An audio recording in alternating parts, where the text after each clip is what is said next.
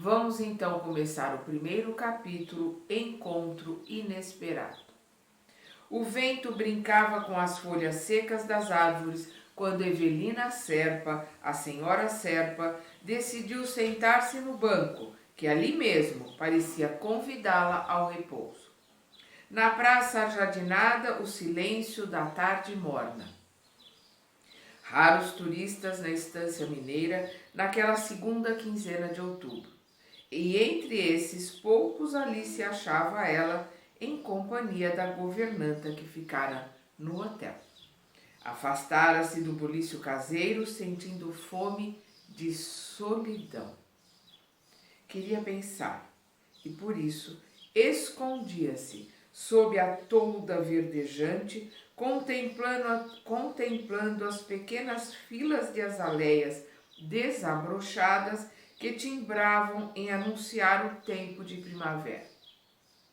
Acomodada, rente à espessa ramaria, deu asas às próprias reflexões.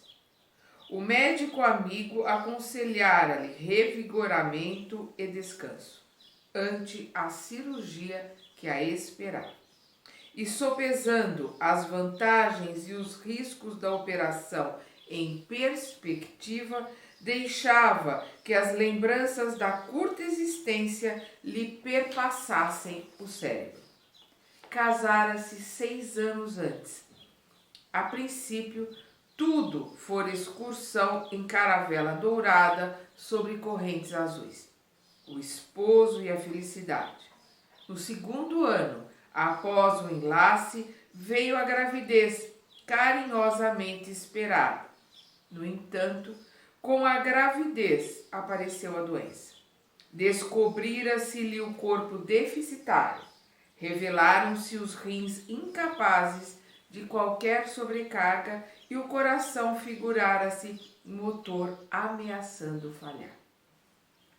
Ginecologistas ouvidos opinaram pelo aborto terapêutico e, conquanto a imensa mágoa do casal, o filhinho em formação foi arrancado ao claustro materno à maneira de ave tenra escoraçada do ninho. Vamos lembrar aqui, né, o Livro dos Espíritos quando fala sobre o aborto.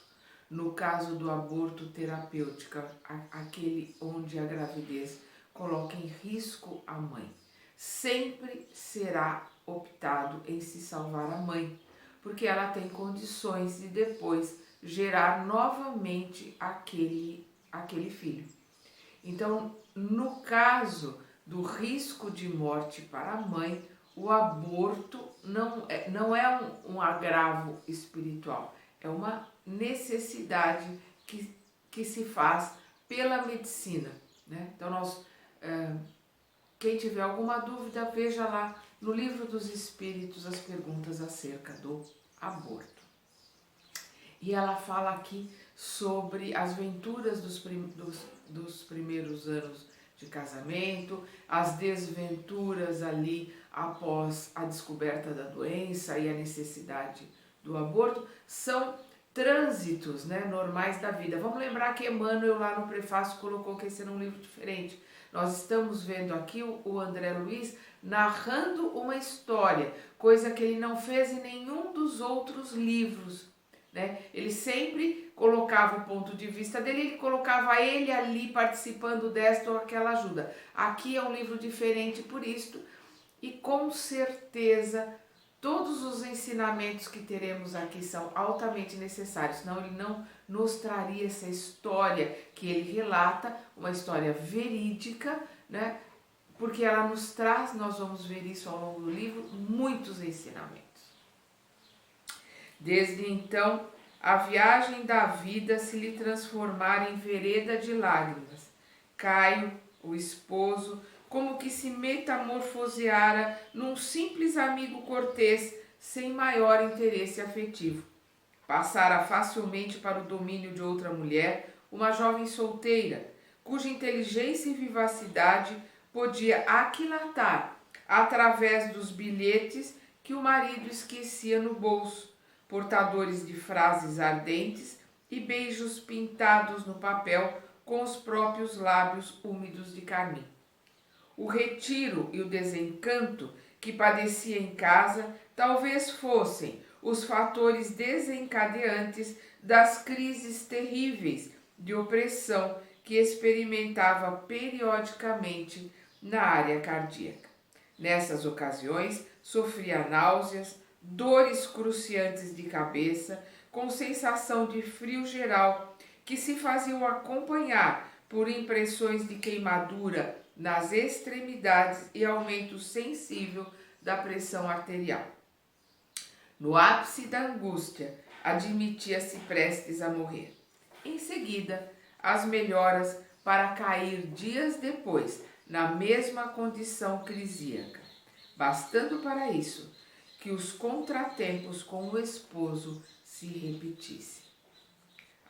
Arruinara-se-lhe a resistência, esvaíam-se-lhe as forças. Por mais de 2 anos, vagueara de consultório a consultório, sondando especialistas. Finalmente, a sentença unânime. Tão somente uma delicada operação cirúrgica viria recuperar. No íntimo, algo lhe dizia ao campo intuitivo que o problema orgânico era grave. Talvez lhe impusesse a morte. Quem poderia saber? Indagava-se. Ouvia os pardais chilreantes, cujas vozes lhe serviam por música de fundo, a meditação. E passou de repente a calcular quanto ao proveito da própria existência, enumerando aspirações e fracassos. Isso é muito comum quando a gente está doente ou quando a gente está passando por problemas muito difíceis. Vamos lembrar aqui que juntou ali o problema do aborto, né? O problema dela saber que ela não poderia ser mãe, o desinteresse do marido, quer dizer, o fracasso ali no casamento, a doença que se fazia cada vez mais grave e o desinteresse do marido, o fracasso no casamento, a descoberta de que não poderia ser mãe, agravando, né, os problemas da doença, agravando os problemas cardíacos. Né? Vamos lembrar que quando as pessoas falam de uma dor muito grande, que elas sentem como se fosse uma punhalada no coração, ou sentem como o coração está partindo, perdão, vamos ver que hoje na medicina existe uma síndrome, que é a síndrome do coração partido. Porque embora o coração seja um músculo, e esse músculo os médicos colocam ali não dói, mas psicologicamente a dor é tão grande, o sentimento de dor é tão grande que ela se faz ali como se o coração estivesse mesmo sendo apunhalado e como se ele estivesse sendo partido. Isso é um sintoma psicossomático que hoje a medicina já conhece e tem o nome de síndrome do coração partido. Ela está aqui analisando a sua vida, né, a sua situação. Valeria furtar-se aos perigos da cirurgia, que seria difícil para continuar doente ao lado de um homem que passara a desconsiderá-la no tálamo doméstico? E não seria razoável aceitar o socorro que a ciência médica lhe oferecia a fim de recobrar a saúde e lutar por vida nova, caso o marido a abandonasse de todo?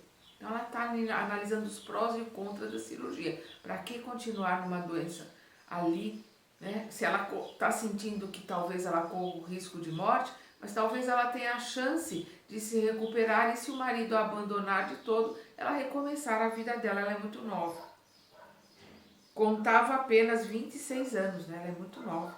Não seria justo aguardar novos caminhos para a felicidade nos campos do tempo?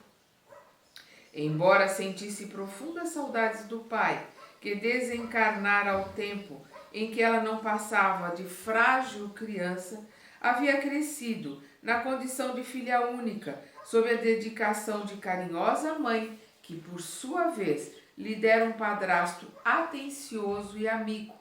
Ambos, com o marido, lhe constituíam a família, o lar da retaguarda.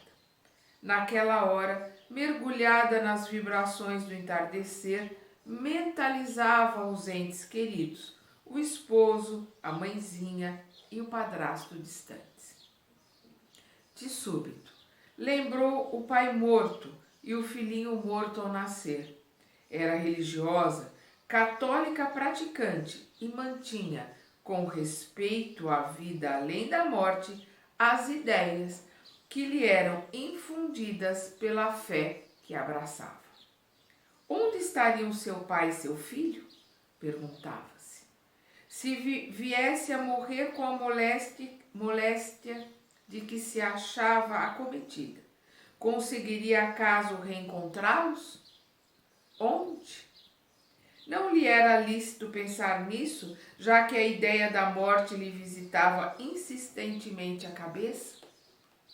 Às vezes as pessoas não colocam, mas todas as pessoas, quando se acham doentes, principalmente quando uma doença grave, elas começam a pensar na morte. Primeira coisa que eles veem à cabeça, isso é normal, é natural, é pensar nos entes queridos que já foram e começar a confabular. Será que eu vou me encontrar com eles? Será que eu vou poder vê-los, né? E cada um dentro das suas ideias, né? Dentro daquilo que a sua religião lhe colocou. Atirara-se avidamente ao monólogo íntimo quando alguém lhe surgiu à frente. Um cavalheiro maduro, cujo sorriso bonachão lhe infundiu para logo simpatia e curiosidade. A senhora Serpa? Perguntou ele em tom respeitoso. E um aceno confirmativo da interpelada, que não lhe escondia surpresa, acrescentou. Perdoe-me a ousadia, mas soube que a senhora reside em São Paulo, onde moro também, e através de circunstâncias muito inesperadas para mim, fui informado, por pessoa amiga, de que temos ambos um problema em comum. Estimo ouvi-lo, disse a jovem senhora, em lhe percebendo o constrangimento. Ante a inflexão de bondade daquela voz, o homem apresentou-se. Nada receie, senhora Serpa. Sou Ernesto Fantini, um criado seu.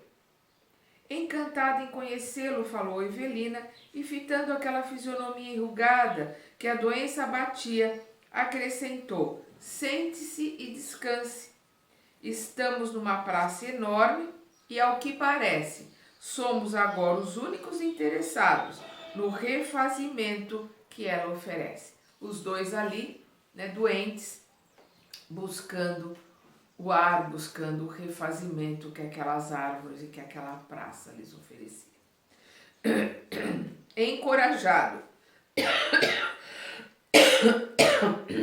perdão, encorajado pela gentileza, acomodou-se Fantini em assento próximo e voltou a expressar-se, avivando o diálogo que a atração mútua passou a presidir.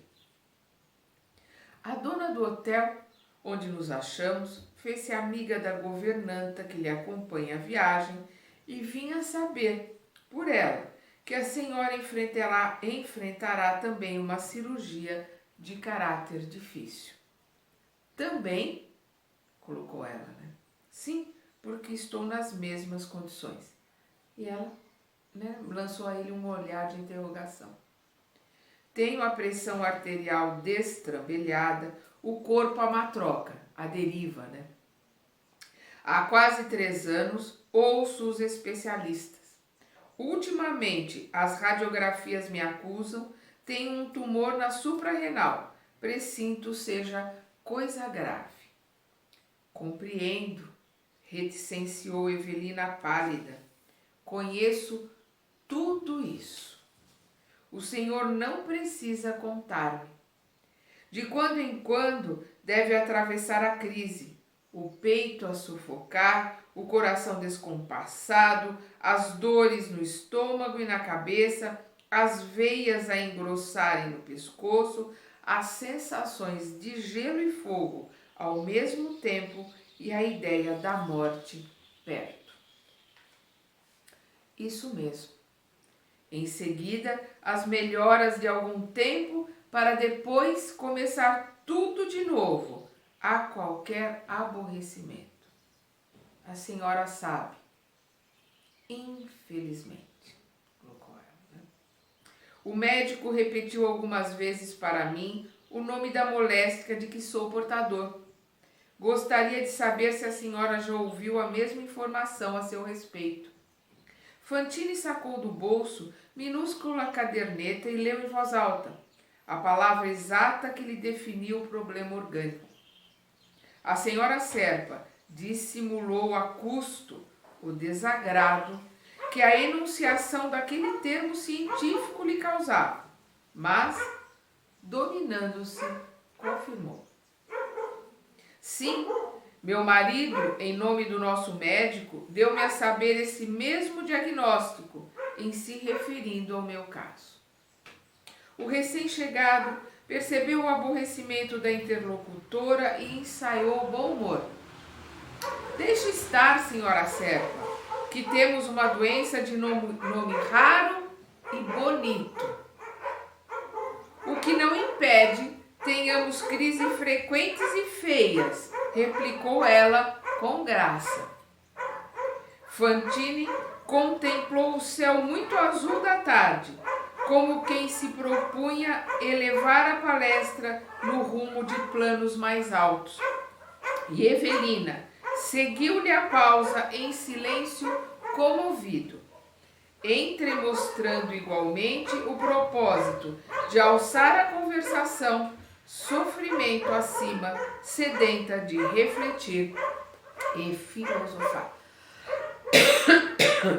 Perdão. Nós vemos aqui 2 doentes ali numa praça em Minas Gerais, onde foram buscar ares melhores, temperaturas melhores para a doença que tem, tratamento num lugar onde encontrariam um tratamento melhor, os 2 se encontrando ali, perdão, com a mesma doença, trocando ideias. Vamos continuar estudando e aprendendo no próximo capítulo deste livro.